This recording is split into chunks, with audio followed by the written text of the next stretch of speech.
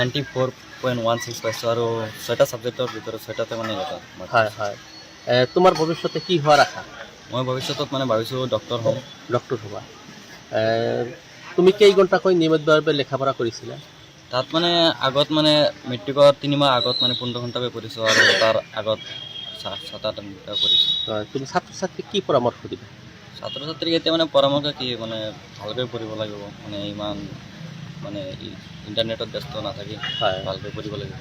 তোমাৰ দেউতা যিহেতু এজন গো পালক, তোমাৰ লেখাপঢ়াৰ ক্ষেত্ৰত তোমাৰ দেউতাৰ পৰা কেনেকুৱা সঁহাৰি পাইছিলা? ভালেখিনি পাইছোঁ, মানে এইটো মোক মানে ঘৰত যে প্ৰব্লেম আছে এইটো মই এতিয়ালৈকে মানে বুজি পোৱা নাই, মানে বুজিবলৈ দিয়া নাই। মানে যেতিয়া মানে যিমান দৰকাৰ হৈছে মানে হেল্প কৰিছে, যিমানখিনি পাৰিছে। হয়, তোমাৰ দেউতাই ইমান কষ্ট কৰি লিখা পঢ়া কৰাইছে আৰু বৰ্তমানৰ ছাত্ৰ ছাত্ৰী বহুত আছে, কিন্তু এইবাৰ ফলাফলো বেয়া যথেষ্ট, কিন্তু তাৰ মাজত তোমাৰ সফলতা, এই সফলতাৰ আঁৰত তোমাৰ দেউতা আছে। আৰু নতুন ছাত্ৰ ছাত্ৰীক তুমি কি পৰামৰ্শ দিবা? পৰামৰ্শ মানে এতিয়া মানে ভালকৈ পঢ়িব লাগিব, যদি সমাজটোক আগুৱাই লৈ যাব বিচাৰে তেনেহ'লে ভালকৈ পঢ়িব লাগিব।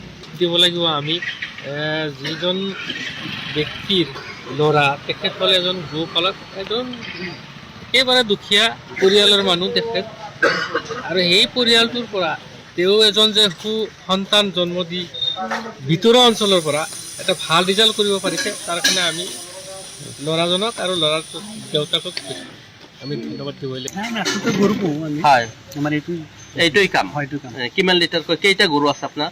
এই 10-15টা আছে।